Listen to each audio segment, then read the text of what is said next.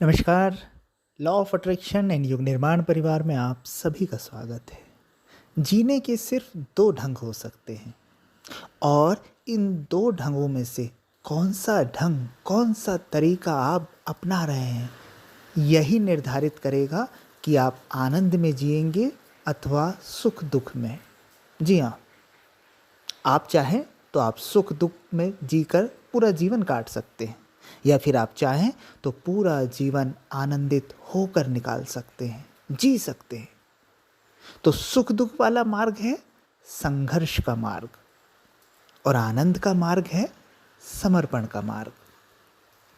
देखिए, जब हम जीवन में परिणामों को नियंत्रित करने के पीछे लग जाते हैं ना, कर्म तो हम करते ही करते हैं, लेकिन हम परिणाम के प्रति भी चिंता से, भय से, असुरक्षा से, या जो भी नाम दे उससे भरे होते हैं, तो हम कहीं ना कहीं अशांति, तनाव के साथ जीवन को सिर्फ काट रहे होते हैं।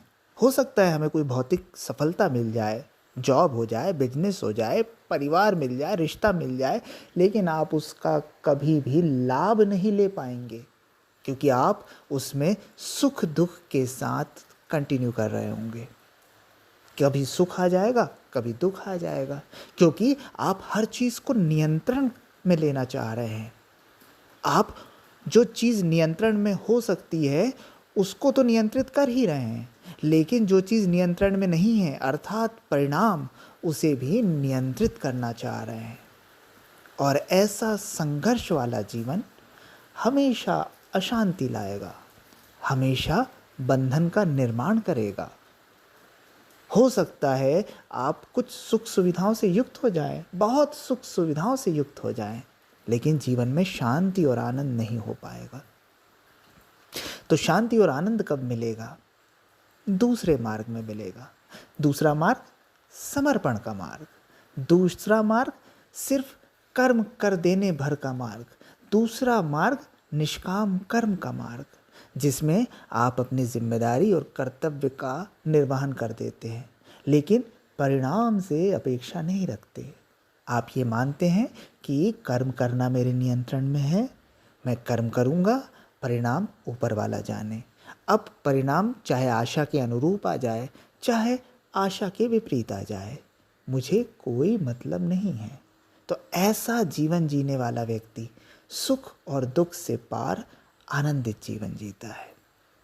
लगभग 99% लोग संघर्ष का जीवन जी रहे हैं। और संघर्ष करने का मतलब ये नहीं होता कि आप बहुत काम कर रहे हैं, बहुत मेहनत कर रहे हैं। नहीं, संघर्ष का अर्थ क्रियाशीलता नहीं होता।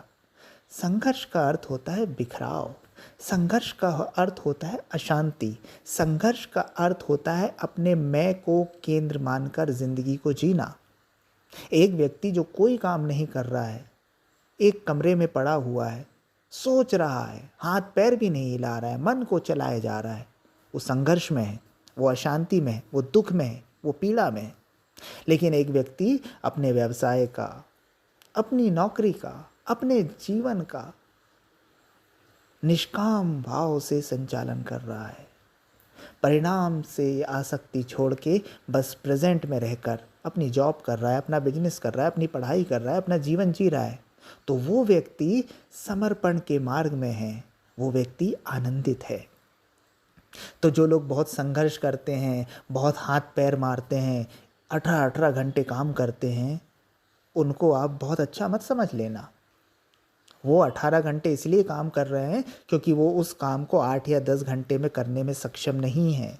उनके पास वो बुद्धि नहीं है, वो मेधा नहीं है, वो जागरूकता नहीं है, इसलिए उन्हें समय लग रहा है, इसलिए वो अशांत है।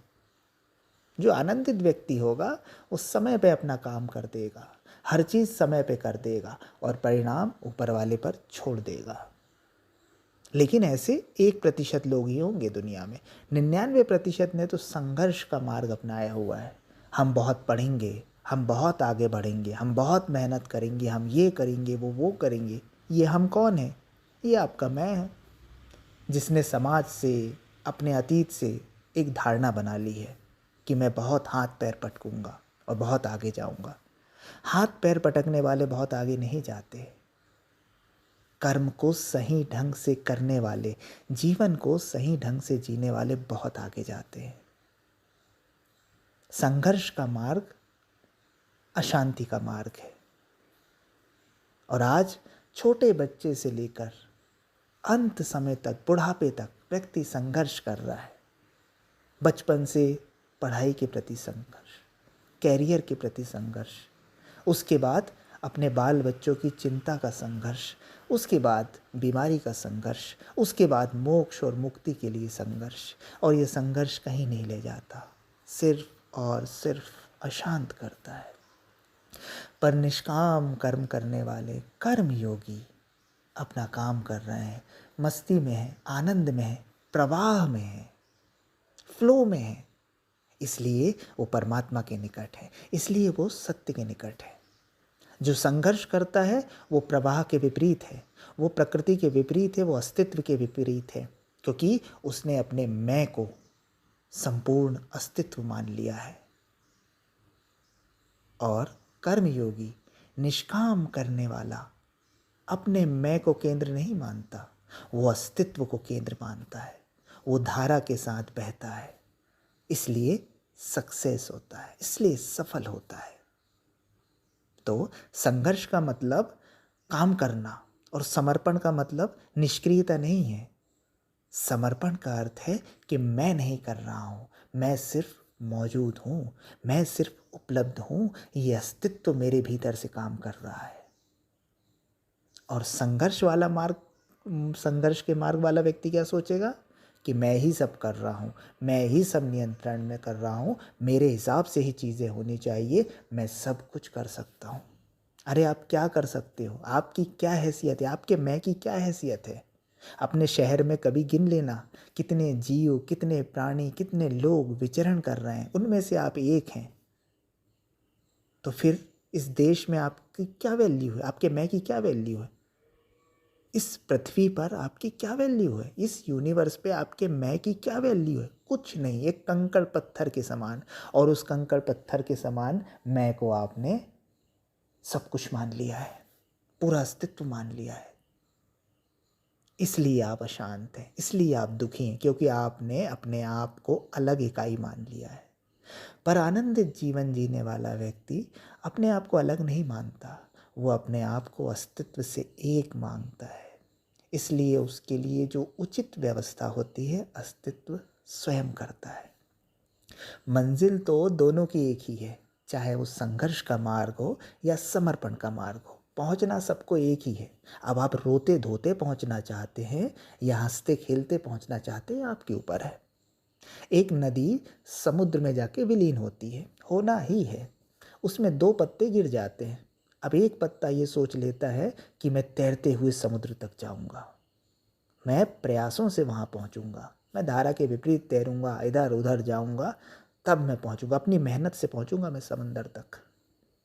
और दूसरा पत्ता बोलता है कि मुझे नदी के प्रवाह पर पूरा भरोसा है, ये मुझे पहुँचा देगा, मैं तो बस इस प्रवाह के साथ बह रहा हूँ। तो जो प्रवाह के साथ बह रहा है वो भी सागर तक पहुँचेगा, लेकिन शांति के साथ, आनंद के साथ। और जो संघर्ष कर रहा है वो भी पहुँचेगा, लेकिन रोते धोते थकते हुए। और वहाँ जाकर भी उसे कुछ नहीं रहेगा, बस सागर में मिल जाएगा। पर जिसने सफ़र का आनंद लिया है वो उस समुद्र की गहराई का भी आनंद लेगा, वो उस अंत का भी आनंद लेगा जिसने यात्रा का आनंद लिया है। तो क्या आप यात्रा का आनंद ले रहे हैं? जीवन का आनंद ले रहे हैं? नहीं, आप संघर्षों में लगे हैं, आप कामनाओं में लगे हैं, आप इच्छाओं में लगे हैं कि ये हो जाएगा तब हम सुखी होंगे। वो कभी नहीं होगा, और वो हो भी गया तो आप फिर कुछ नया चाह रहे होंगे। अपने आप को अस्तित्व के हवाले कर दो, अपने आराध्य, अपने इष्ट, जिस पर भी निष्ठा हो उसके हवाले कर दो, पूरी व्यवस्था हो जाएगी, पहुंच जाओगे। संघर्ष नहीं, समर्पण को चुनिए। और समर्पण का अर्थ निष्क्रियता नहीं है, समर्पण का अर्थ अकर्मण्यता नहीं है। समर्पण का अर्थ कर्ता भाव का विलीन, कर्ता भाव को हटा लेना है, कर्ता भाव को विलग कर लेना है, अलग कर लेना है।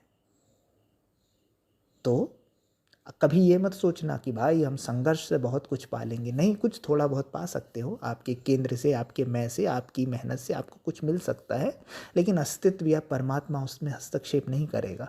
जो कर लोगे उस हिसाब से पा लोगे, उस हिसाब से भोग लोगे।